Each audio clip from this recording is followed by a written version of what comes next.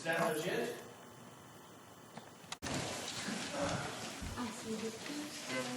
Today, as I said in the announcements, we're continuing our series of questions in faith. Last fall, during the message, I handed out green sheets of paper and asked different people to write questions of faith on them. And several of them could be condensed into this one. Why is forgiving so hard? How do I make it easy? I thought there was no text better to deal with the question of forgiveness than the one that was just read from 1 Corinthians. Most of us know that text. It's probably one of the most popular texts in the entire Scripture. We hear it again and again and again at weddings. The idea of love, usually associated with romantic love. But I think this is the perfect text to talk about forgiveness. Because when you look at this text and you understand the kind of love that Paul was talking about, it wasn't some kind of romantic emotion. Instead, it's a reflection on the power of love. And the power of God's love and what that love can do for us, to give us power to do probably one of the most difficult things we do as human beings. One of the things we're called to do as Christians. And that is using the power of love to forgive. Now, I could give you a whole lot of stories about forgiveness. I mean, there are many throughout history, and there are many in books that can tell you a story of someone else and how the power of forgiveness transformed them. But after some prayerful reflection today, I'm going to tell you my own story of forgiveness. And I do this with a little bit of trepidation, because in seminary they told us you should never be the hero of your own sermon, because then you get to confuse yourself and God, and really that's not such a good idea for a preacher. But the story I'm going to tell you of the power of forgiveness in my life, I don't want to be the hero, because the reality is I'm pretty broken in it. And it was about giving up my own need for perfection, and about the power of God's love. So please, as I share my story, I want you to hear about what God's love can do to transform us. My own story of forgiveness begins and probably ends as a person who's been divorced. Now, as anyone who has ever been divorced can tell you, you have your story. And when we tell our story of our divorce, we usually tend to be the hero of it. We usually tend not to own or not to want to own our own part of it. But the reality is, in all situations of divorce, each side has their own stories, and their own sins, and their own brokenness. The other thing about divorce that a lot of times we don't want to name is that divorce at its core is sin. Now, I'm not using sin in the idea of let's go around and condemn those who have been divorced, but the word sin comes from an archery word. And the word means to miss the mark. And anyone who has ever celebrated with friends the joy of a wedding and then been in a lawyer's office signing a document knows you missed the mark. You know that you fell short. And I can tell you, in my own story, I fought hard for my marriage because I'm a perfectionist and I do not like to fail, and I do not like to fail publicly. And there really is no deeper public failure than a divorce. Especially a divorce when you're a pastor and you have to send out a letter to 300 of your closest family friends, being your congregation, to let them know that you're getting a divorce. Now, the story of my divorce is probably no different than a lot of other individuals with the same kinds of story. There are moments where you feel like you've completely failed. And I went through that. I experienced that deeply because I broke a promise that I made that I loved. And I had to tell my children, the faces on our kids when I told them, that's something that is one of those flashbacks that stays in your mind forever. But the thing that I clung to in the midst of it all is that God loved me even more than I loved that promise. And that God's love for me, the fact that God would hold on to me in the midst of my own failure, was more powerful.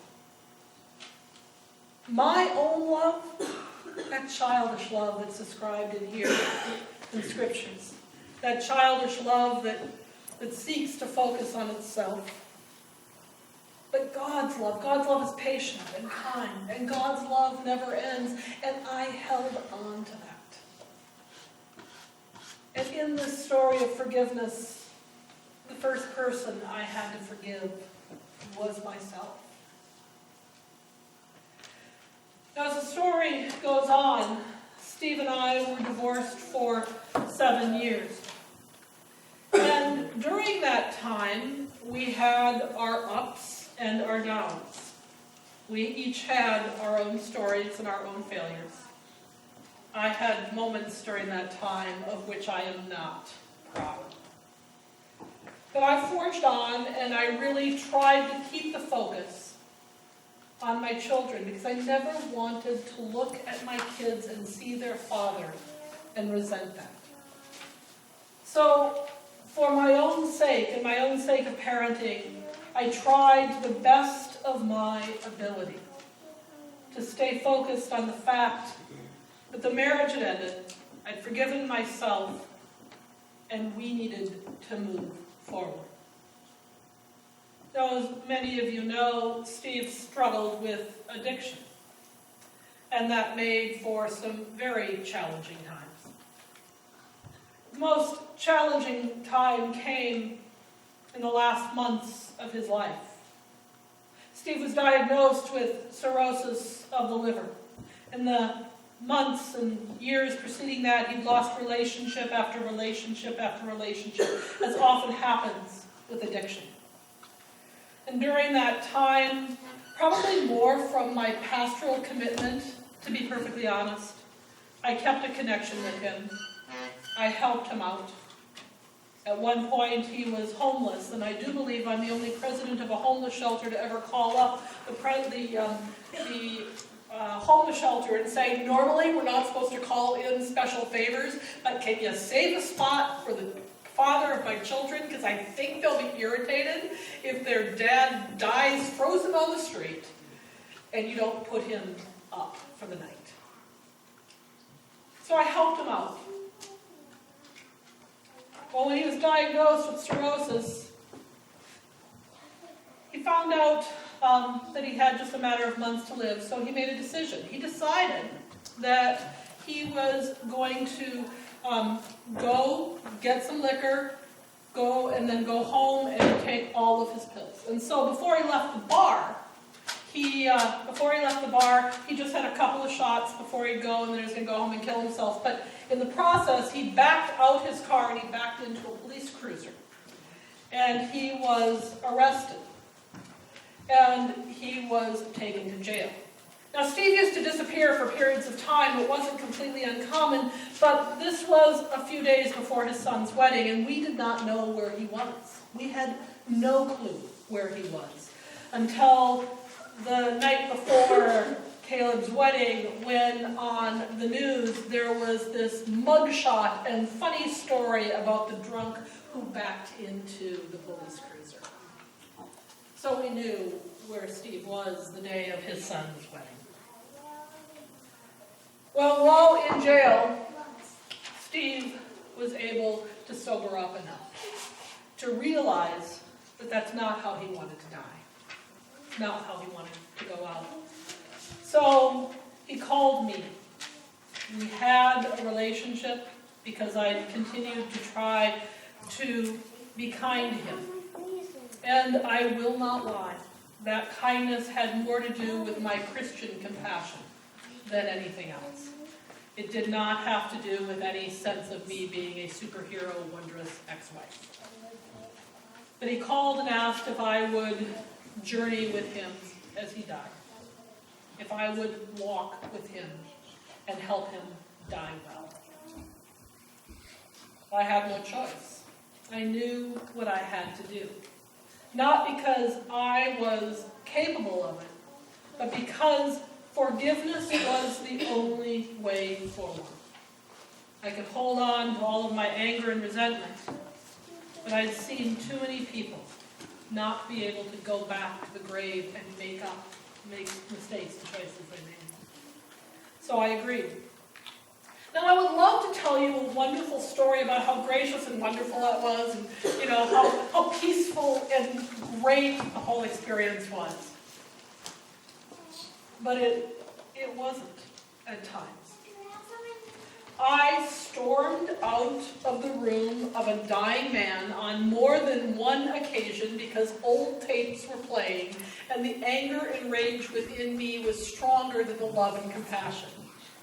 I didn't pick up the phone from a dying man on more than one occasion because I simply did not want to talk to him. I will be completely and perfectly honest that in the dying process, there were times when I just thought, hurry up and die already. We just want to get on with our lives. But through it all, through all of that, I let the better angels of my soul and God's love guide me back. Because it takes humility to come back after not always acting your best. And the reality is, when we're forgiving, we don't always act our best. The story continued as Steve continued the process of dying.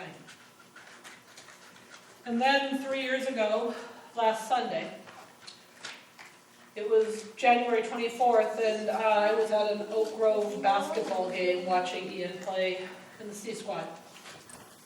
And I was there, and I thought, I need to go to the nursing home. I need to leave. So I left after the third quarter, and I drove up to Halstead, where Steve was in the nursing home. He hadn't been responsive for 3 days. I talked to the hospice nurse earlier in the day, and he wasn't actively dying. If you've been through the journey of death, you know that he wasn't in that point where it seemed imminent, but something told me. And so I sat next to him in the nursing home, and he hadn't talked, he hadn't communicated for 3 days, but I knew that this was goodbye.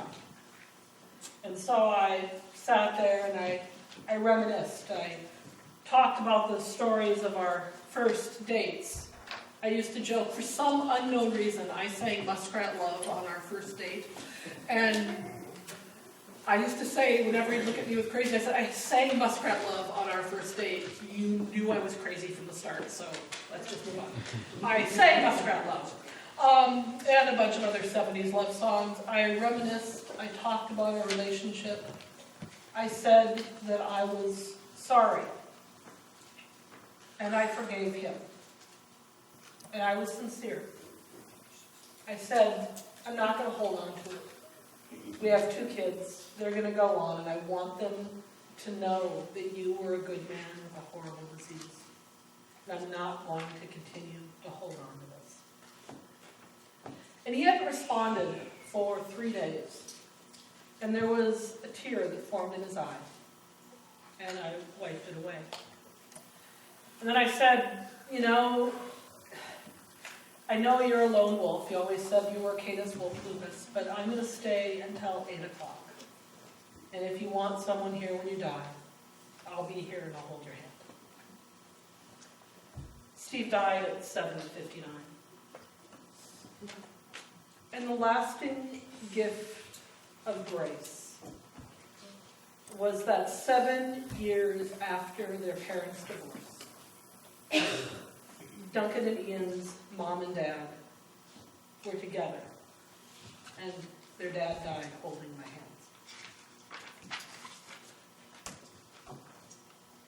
Now, I'm not a superhero of faith. I don't have the ability to let go of things on my own.